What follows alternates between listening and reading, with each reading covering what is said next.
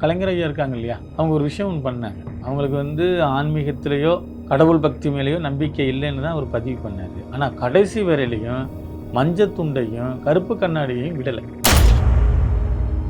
யானை மிகப்பெரிய ஒரு விஷயம் என்னன்னு கேட்டிங்கன்னா, இருக்கிற கடவுள்களிலேயே மூத்த கடவுள் விநாயக பெருமான். அவருக்கு பிறகு தான் எல்லாமே.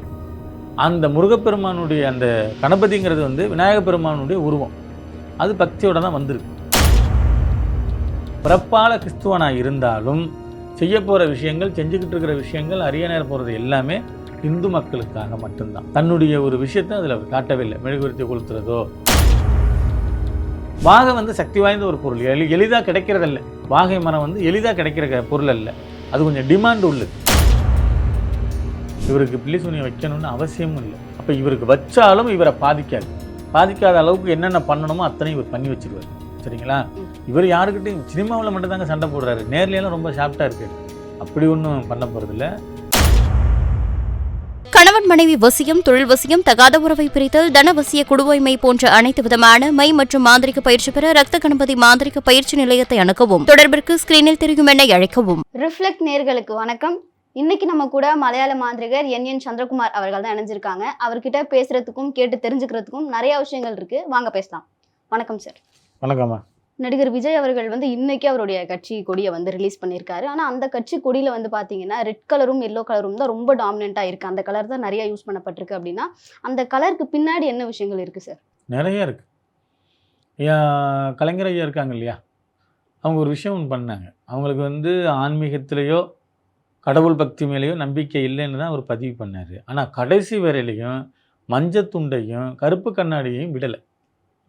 கருப்பு கண்ணாடிங்கிறது சனீஸ்வர பகவானுடைய ஆதிக்கம், மஞ்சத்துண்டுங்கிறது குரு பகவானுடைய ஆதிக்கம். அவர் நாத்திகம் பேசினார், ஆனால் கிளரை மாற்றிக்கலை. மஞ்சத்துண்டு தான் போட்டிருந்தார், கருப்பு கலர் கண்ணாடி தான் பயன்படுத்தினார். சரிங்களா? அந்த மாதிரி கிளருக்கு சில விஷயங்கள் உண்டு. இப்போ இவர் சாய்பாபா கோயில் கட்டியிருக்காரு, வியாழக்கிழமை. கொடியை லான்ச் பண்ணது வியாழக்கிழமை, ஃபங்க்ஷன் வச்சது வியாழக்கிழமை. இதையெல்லாம் தாண்டி அம்மா அப்பாவை கூப்பிட்டதும் வியாழக்கிழமை. இந்த வியாழனுக்கு பொறுத்தளவுக்கு என்னென்னு பார்த்தீங்கன்னா, பொருளாதார முன்னேற்றம் அதிகமாக இருக்கும், பொருளாதாரத்தை கொடுத்துக்கிட்டே இருக்கும். அதுக்காக தான் இந்த வியாழக்கிழமை யூஸ் பண்ணுறது. அவருடைய கலரும் மஞ்சள் சிகப்பு, இடையில அந்த கார்த்திகை கிழங்கு பூவுங்கிறத சிம்பிளாக கொடுத்துருக்காரு. ரெண்டு பக்கத்துலேயும் ரெண்டு யானை. சரிங்களா? யானை மிகப்பெரிய ஒரு விஷயம் என்னென்னு கேட்டிங்கன்னா, இருக்கிற கடவுள்களிலேயே மூத்த கடவுள் விநாயக பெருமான். அவருக்கு பிறகு தான் எல்லாமே. அந்த முருகப்பெருமானுடைய அந்த கணபதிங்கிறது விநாயக பெருமானுடைய உருவம். அது பக்தியோட தான் வந்திருக்கு.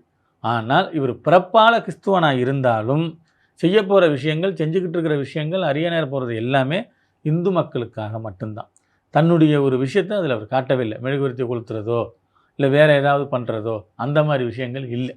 மேடையிலையும் அவர் விளக்கெல்லாம் ஒன்றும் ஏற்றலை. அவரை கூட்டிகிட்டு போய் கயிறை வைத்து மேலே கொடி ஏற்றினாங்க. இந்த வியாழனுக்கு அவ்வளோ சக்தி உள்ளது. வியாழக்கரகன், குரு பகவான், தட்சிணாமூர்த்தி, மஞ்சள், சிகப்பு தாய் தகப்பனை குறிக்கும். அவங்களுடைய ஆசி வேணும் அப்படின்னு சொல்லி ஒரு வீடு வாங்கினார் பனையூரில், அன்னைக்கு அம்மா அப்பாவை கூப்பிடலை. சில விஷயங்கள் பண்ணினார், அன்னைக்கு அப்பா அம்மாவை கூப்பிடலை. இன்றைக்கி மெயினாக கூப்பிட்ருக்காரு. அவங்களும் அதை மறுக்காமல் வந்திருக்காங்க. அப்போ உங்களுக்கு பிளெஸ்ஸிங், தாய் தந்தையோட பிளெஸ்ஸிங்கே அடுத்த கட்டத்துக்கு கொண்டு போகும். சரிங்களா? அதனால் உங்களுக்கு இந்த வியாழனுக்கு ஏகப்பட்ட விசேஷங்கள் இருக்குது. சாய்பாபாவுக்கு உகந்த நாள். இந்த நாளில் காலைல கரெக்டாக 9:15 அதை லான்ச் பண்ணுறாரு. அதுக்கு ஒரு மணியெல்லாம் வச்சுருந்தாங்க. 10 மணிக்கோ 11 மணிக்கோ 8 மணிக்கெல்லாம் இல்லை, அந்த 9:15 எப்போ வரும்னு வெயிட் பண்ணிக்கிட்டு இருந்தாங்க. சரியா? அந்த நேரத்தில் மேலே எழுப்பி விட்டாங்க. நிறையா தொண்டர்கள்லாம் கூடியிருக்காங்க. வந்துடுவார், நல்லா வந்துடுவார். அவருடைய கட்சி கொடியில் வாகை மலரை அவர் பயன்படுத்தியிருந்தார் இல்லையா? நிறைய மலர் இருக்குது. ஆனால் நிறைய மக்களுக்கு வாகை மலர் அப்படின்னு ஒரு மலர் இருக்குன்னே தெரியாது. இத்தனை பூ இருக்கும்பொழுது யாருக்குமே தெரியாத அந்த பூவை அவர் பயன்படுத்துகிறாரு அப்படின்னா அதுக்கு என்ன காரணம் சார்? இருக்கிற மரங்களிலே வாகை மரம் ரொம்ப சக்தி வாய்ந்தது. நில சீர் பண்ணுறதா இருக்கட்டும், ஒரு கதவு சீர் பண்ணுறதா இருக்கட்டும், ஒரு ஜன்னல் வைக்கிறதா இருக்கட்டும், வாகைக்கு அப்படி ஒரு சக்தி உள்ளது. வாகை மரம் ஒரு அடிக்கணக்கில் ரேட்டு கூட போகும். அந்த வாகை மலரை அவர் இன்றைக்கி சூடியிருக்காரு, அந்த வாகை மலரை கட்சிக்காக கொடுத்துருக்காருன்னா அதில் ஏதோ ஒரு விஷயம் இருக்குது. வாகை சக்தி வாய்ந்த ஒரு பொருள், எளிதாக கிடைக்கிறதில்ல. வாகை மரம் எளிதாக கிடைக்கிற பொருள் அல்ல, அது கொஞ்சம் டிமாண்ட் உள்ளது. அதனால வாகை மலரை அவர் வச்சுருக்காரு. அவர் பிறப்பால ஒரு கிறிஸ்தவர் அப்படின்னாலும் அவர் சாய்பாபா கோவில் கட்டியிருந்தாரு, வியாழக்கிழமை அன்னைக்கு தான் எல்லாமே தொடங்குறாரு அப்படின்னா அதுக்கு காரணம் என்ன சார்? ஒரு கிறிஸ்டியனா இருந்து அவர் ஹிந்துசம் ஃபாலோ பண்ணணும் அப்படின்னா அதுக்கு காரணம் என்ன சார்? அவர் நடித்த படங்களை கிறிஸ்டின் மட்டும் பார்க்கல, இல்லை, இந்து மக்கள் தான் அதிகமாக பார்த்தாங்க. இந்து மக்களுடைய ரசிகர் தான் அதிகமாக இருக்காங்க. இதில் பொதுவாக அவர் சாதியாவோ மதமாவோ அதெல்லாம் பிரிச்செல்லாம் அவர் கொண்டு போகல, பொதுவாக கொண்டு போயிருக்காரு. சரிங்களா? 26ல் சந்திப்போம் அப்படிங்கிற மாதிரி முடிச்சிருக்காரு. 26 சந்திச்சிருவார். கப்பு 2வது இதுக்கு முன்னாடி உள்ள படங்கள்லாம் 26ல் கப்பு நம்ம தான் அடிக்கணும் அப்படின்னு எல்லாம் பேசியிருந்தார். கப்பை பற்றி, கப்பு நமக்கு தான் அப்படின்னு சொல்லி. எனக்குமே ஆர்வமாக தான் இருக்குது எலெக்ஷனை பார்க்குறதுக்கு. 26 எப்படி இருக்குன்னு பார்க்கலாம் அப்படின்னு சொல்லி. இப்போ வந்து நீங்க வந்து ஒரு மாந்திரிகர், இப்போ நாங்க வந்து உங்ககிட்ட கேட்டு தெரிஞ்சுக்கிறோம் இப்படிலாம் நடக்குது, இதுக்கெல்லாம் என்ன காரணம் அப்படின்னு சொல்லி. இப்போ அவரு பின்னாடி யாருன்னா ஒரு மாந்திரிகர் இருந்து இந்த மாதிரியான விஷயங்களை இயக்குறாங்களா? ஏன்னா இப்போ நீங்க சொல்றீங்க இல்லையா, ஒரு விஷயத்துக்கும் ஒரு காரணம் இருக்கு அப்படிங்கிறது, அதெல்லாம் அவருக்கு எப்படி தெரியுது? எதனா ஒரு இயக்குற சக்தி அவருக்கு பின்னாடி இருக்கா? இல்லை, இவர் செய்கிற விஷயங்களை பார்த்தாக்க இது சரியான ஒரு சோதிடருடைய கணிப்பு. அந்த சோதிடருடைய பேச்சை இவர் கேட்குறாருன்னு அர்த்தம். மாந்திரிகங்கிறது அப்பாற்பட்ட விஷயம். ஒரு சோதிடரை இவர் கையில் வச்சுருக்காரு. அந்த கிழமையை ஜூஸ் பண்ணுறதா இருக்கட்டும், நேரம் ஜூஸ் பண்ணுறதா இருக்கட்டும், கிளறு ஜூஸ் பண்ணுறதா இருக்கட்டும், அதில் என்னென்ன வைக்கணுங்கிறத பார்த்தா எல்லா விஷயமுமே இன்னொருத்தருடைய ஆலோசனை தான். இப்படி தான் பண்ணணும், இப்படி தான் போகணும்னு.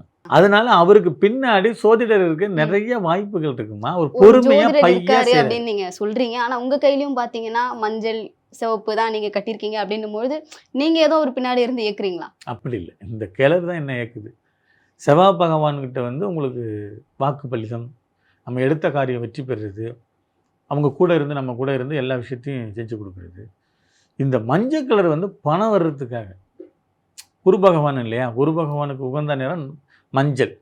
அந்த கயிறு அவருடைய பாத பூஜையில் வச்சு கட்டப்பட்ட கயிறு. இது பணம் பொருள் விஷயம் போகிக்கிட்டே இருக்கும், சரளமாக வந்துக்கிட்டு இருக்கும். அதுக்காக சிகப்புங்கிறது வந்து தகப்பனை குறிக்கும், செவ்வாய் கிரகத்தை குறிக்கும். சிவப்பு கயிறு கட்டியிருக்கணும். இது ரெண்டும் கட்டுனா நம்மளுடைய வாழ்க்கையில் எதை தொட்டாலும் வெற்றி, எப்படி போனாலும் வெற்றி. அதனால தான் இப்போ வலது கையில் நம்ம ஒரு செயின் போட்டிருக்கலாம், இல்லை ஒரு மோதிரம் போட்டிருக்கலாம். ஏன் கயிறு கட்டியிருக்கிறோம்னா கயிறுக்கு பின்னாடி நிறைய விஷயங்கள் இருக்குது. இதை நம்ம உணர்ந்து தான் பண்ணுறோம்.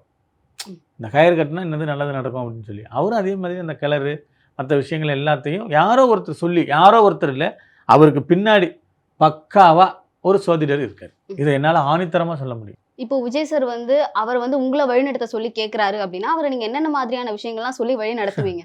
அப்படி ஒரு சம்பவம் அப்படி ஒரு சம்பவம் நடந்தால் அவர் அரியணை ஏற்றுறதுக்கு என்னென்ன பண்ணணுமோ அத்தனையும் பண்ணுவேன். ஒரு கால் நீங்கள் வந்து எனக்கு ஒரு ஆலோசகராக இருங்க, எனக்கு இதெல்லாம் செஞ்சு கொடுங்கன்னு அவர் தரப்புலேருந்து ஏதேனும் ஃபோன் வந்துச்சுன்னா 26 சட்டமன்ற தேர்தலில் அவர் அரியணை ஏறுறதுக்கு இந்த பிளாக் மேஜிக்கு, இந்த சோதிடம், இந்த பஞ்சபட்சி சத்திரம், இது எல்லாத்தையும் பயன்படுத்தி என்னென்ன விஷயம் பண்ணனா நீங்கள் அரியணை ஏற முடியும், என்ன செஞ்சால் நீங்கள் அரியணை ஏற முடியுங்கிறத அவர் பக்காவாக அவர் பின்னாடி இருந்து அதை நான் பண்ணுவேன். அந்த சந்தர்ப்பத்தை நான் செஞ்சு கொடுக்க ரெடி. சரிங்களா? நான் வேலை பார்த்து கொடுக்கவோ செஞ்சு கொடுக்கவோ அவர் அரியணை ஏறாவுக்கு நம்ம ரெடி. அவர் முடிவு பண்ணணும்ல யார் நம்ம கூட இருந்தால் நல்லாயிருக்கும் அப்படின்னு. நான் முந்தின காணொலியிலேருந்து கூட சொன்னேன், எனக்கு ஒரு பொறுப்பு கொடுத்தா கூட நான் நல்லபடியாக பண்ணுவேன். புரியுதா உங்களுக்கு? அதை தான் ஏற்படுத்திக்கிட்டு. எங்களுக்காக ஒரு 1-2 விஷயங்கள் சொல்லுங்களேன். இதெல்லாம் வந்து அவரை பண்ண சொல்லணும்னு ஆசைப்படுறேன் அப்படின்னு சொல்லி சும்மா ஒரு 2 விஷயம் எங்களுக்காக சொல்லுங்க. காலையில் சீக்கிரமாக எழுந்திரிக்கிறது, சீக்கிரமாக எழுந்திரிச்சு சாமி படங்களுக்கு விளக்கு போடுறது. இந்த சாமி தானே இல்லை, ஏன்னா அவர் வந்து கிறிஸ்டினாக உள்ளவர் இல்லையா, அதனால் இல்லை, ஏசப்பாவுக்கு அவர் விளக்கு போடலாம். இறைவன் என்பவன் ஒருவன் தான். நம்ம அதை தான் சொல்லிக்கிட்டு இருக்கோம். இங்கே மதத்தாலேயும் மக்களாலேயும் தான் பிரிவினைப்பட்டிருக்க ஒழிஞ்சு இறைவன் என்பவன் ஒருவன் தான். இவர் அரியணை ஏறுறதுக்கு மிகப்பெரிய ஒரு விஷயம் என்ன பண்ணணும்னா, விடிய காலம் சீக்கிரம் எழுந்திரிச்சு விளக்கு போடணும். நான் அரியணை ஏறிட்டேன், மக்களுக்கு நல்லது செய்கிறேன், பிரபஞ்சத்துக்கு நன்றின்னு ஒவ்வொரு நாளும் 108 தடவை எழுதி எழுதி எழுதி எழுதி பேப்பரை வைக்கணும். நடக்காத ஒரு விஷயத்த நடந்ததான். புரியுதா உங்களுக்கு? நான் அரியணை ஏறிட்டேன், மக்களுக்கு எல்லாம் நல்லது செஞ்சுக்கிட்டு இருக்கேன், நான் ஜெயிச்சிட்டேன், அரியணை ஏறிட்டேன், இதை தந்த பிரபஞ்சத்துக்கு நன்றி அப்படின்னு சொல்லி பிரபஞ்சத்துக்கிட்ட ஒரு ஒப்படைச்சிக்கிட்டே இருக்கணும். அப்போ பிரபஞ்சம் இவரை நோட் பண்ணும். இனி என்னமோ ஒரு விஷயத்த டக்கு நம்ம கொடுத்துருவோமே அப்படிங்கிற மாதிரி பிரபஞ்சம் கொடுத்துரும். அப்போ இவர் அரியணை ஏறிடுவார். அடுத்த தமிழகத்தினுடைய முதலமைச்சராக அரியணை உட்காருவார். சரிங்களா? 2வது தமிழகத்தை காக்க வந்தவங்களான்னு சொல்லணும். அவருக்குன்னு ஒரு பெரிய விஷயம் இருக்குங்க. சரியா? தமிழகத்தை காக்க வந்த தலைவன் வந்துட்டார். அவர் விரைவாக வெற்றி பெறணும், விரைவாக அரியணை ஏறணும். ரொம்ப ஆவலோடு இருக்கும். எல்லா மக்களையும் சேர்த்து சொல்கிறேன் நான். இப்போ நீங்கள் சொல்கிற எல்லா விஷயமுமே வந்து விஜய் சாருக்கு வந்து பாசிட்டிவாக தான் சொல்கிறீங்க அப்படின்னும் பொழுது அவர் 2026 வந்து ஜெயிச்சிட்டாரு அப்படின்னா நடிகர் விஜயகாந்த் அவர்களுக்கு வந்து பில்லி சூனியம் பண்ணாங்க, அதனால தான் அவருடைய வாழ்க்கை சரிஞ்சது அப்படிங்கிறத நம்ம பார்த்துருந்தோம். அப்படி இருக்கும்பொழுது இவருக்கும் அந்த மாதிரி எதுவும் வச்சா அது பழிக்கிறதுக்கான வாய்ப்புகள் இருக்கா, இல்லை அது அவருக்கு வைக்கக்கூடாது அப்படின்னா அவர் என்னென்ன விஷயங்கள் பின்பற்றணும் சார்? இல்லை, நான் தான் உங்கள்கிட்ட ஆல்ரெடி முன்னாடி சொல்லிட்டேன்ல, இவருக்கு பின்னாடி நல்ல கைத்தெறிந்த சோதிடர் ஒருத்தர் இருக்கார். அப்போ இவருக்கு வச்சாலும் இவரை பாதிக்காத அளவுக்கு என்னென்ன பண்ணணுமோ அத்தனை இவர் பண்ணி வச்சிருவார். சரிங்களா? இவர் யாருக்கிட்டையும் சினிமாவில் மட்டும் தாங்க சண்டை போடுறாரு, நேர்லையெல்லாம் ரொம்ப ஷார்ட்டாக இருக்கார். அப்படி ஒன்றும் பண்ண போகிறதில்ல.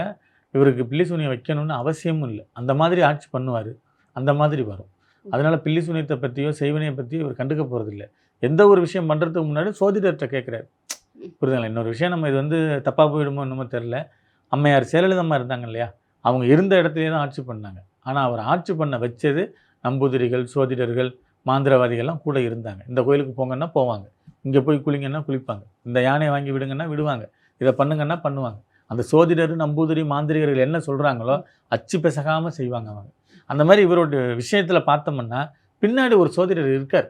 நேரம் குறித்து கொடுத்ததா இருக்கட்டும், கிளற ஜூஸ் பண்ணதாக இருக்கட்டும், கொடியேற்றின விஷயமா இருக்கட்டும், அம்மா அப்பா வந்த விஷயமா இருக்கட்டும், அங்கே இருக்கிற பொறுப்பாளர்களை வர வச்ச விஷயமா இருக்கட்டும், திசையை கிழக்கு திசையை நோக்கி அந்த கொடியேற்றினதாக இருக்கட்டும், எல்லாத்துக்குமே இவருக்கு பின்னாடி ஒரு சோதிடர் இருக்கார்.